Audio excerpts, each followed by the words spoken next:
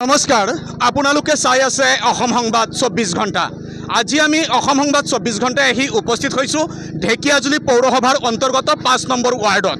আৰু এই 5 নম্বৰ ৱাৰ্ডতে আজি সংঘটিত হৈছে বিধ্বংসী অগ্নিকাণ্ডৰ ঘটনা। আমি দেখুৱাই আছোঁ সামগ্ৰিক পৰিৱেশ। এয়া 5 নম্বৰ ৱাৰ্ডত থকা এটা বস্তা গুদামত এই বিধ্বংসী অগ্নিকাণ্ডৰ ঘটনা সংঘটিত হৈছে। আৰু ইতিমধ্যে এই গুদামৰ সমূহ বস্তু জ্বলি চাৰখাৰ হৈছে। আমি দেখুৱাই আছোঁ সামগ্ৰিক পৰিৱেশ।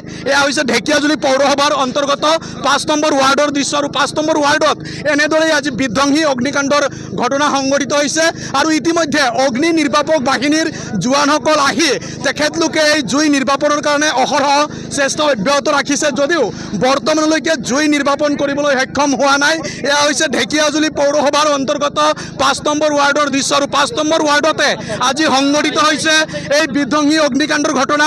আৰু এনেদৰেই দাউ দাউকে জ্বলিছে এই বস্তাৰ গুদাম। আৰু এই বস্তাৰ গুদামৰ লগতে লাগি থকা প্ৰায় কেইবাটাও ঘৰলৈ এতিয়া ভাবুকি কঢ়িয়াই আনিছে এই বিধ্বংসী অগ্নিকাণ্ডই। আৰু আমি দেখুৱাই আছোঁ সামগ্ৰিক পৰিৱেশ। এয়া হৈছে ঢেকিয়াজুলি পৌৰসভাৰ অন্তৰ্গত 5 নম্বৰ ৱাৰ্ডৰ দৃশ্য। আৰু 5 নম্বৰ ৱাৰ্ডত আজি সংঘটিত হৈছে এই বিধ্বংসী অগ্নিকাণ্ডৰ ঘটনা।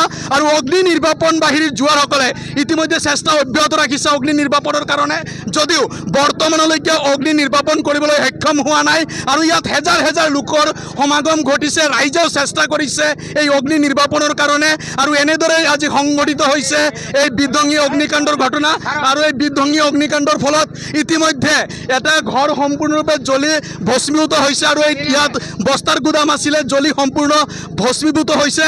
আৰু ইয়াতে স্থানীয় লোক আছে, আমি তেখেতলোকৰ পৰা কিছু কথা জনাৰ চেষ্টা কৰিম। কি ক'ব, আজি দেখা গৈছে অগ্নিকাণ্ডৰ ঘটনা সংঘটিত হৈছে? বস্তা গুদাম আছিলে, তাতে জুই লাগিছে। প্লাষ্টিক বস্তা গুদাম আছিলে, তাতে জুই লাগিছে। ডাঙৰ গাড়ী সম্পূৰ্ণ জ্বলি গৈছে। সম্পূৰ্ণ জ্বলি গৈছে। ইতিমধ্যে শুনিলে স্থানীয় ৰাইজে জনাইছে সম্পূৰ্ণ জ্বলি চাৰখাৰ হৈছে, ভস্মীভূত হৈছে। কি ক'ব, কিহত জুই লাগিছে?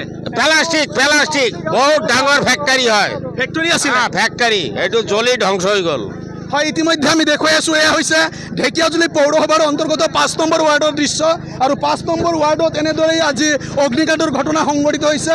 আৰু ইতিমধ্যে অগ্নি নিৰ্বাপক বাহিনীৰ জোৱানসকলে অহৰহ চেষ্টা অব্যাহত ৰাখিছে জুই নিৰ্বাপনৰ কাৰণে। আৰু সম্পূৰ্ণ জ্বলি ভস্মীভূত হ'ল এটা প্লাষ্টিকৰ গুদাম অৰ্থাৎ ফেক্টৰী। আৰু এনেদৰেই আজি এই অগ্নিকাণ্ডৰ ঘটনা সংঘটিত হৈছে।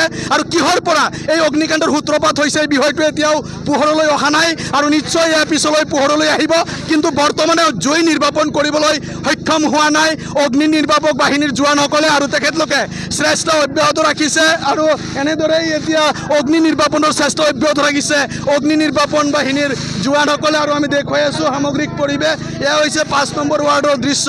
আৰু এনেদৰেই আজি সংঘটিত হৈছে এই অগ্নিকাণ্ডৰ ঘটনা। আৰু আমি দেখুৱালোঁ সামগ্ৰিক পৰিৱেশ। সকলোৱে অসম সংবাদ 24 ঘণ্টা চাই থোৱাৰ কাৰণে মই প্ৰশান্ত বৈশ্যই 5 নং ৱাৰ্ডৰ পৰাই সকলোলৈ ধন্যবাদ জ্ঞাপন কৰিছোঁ।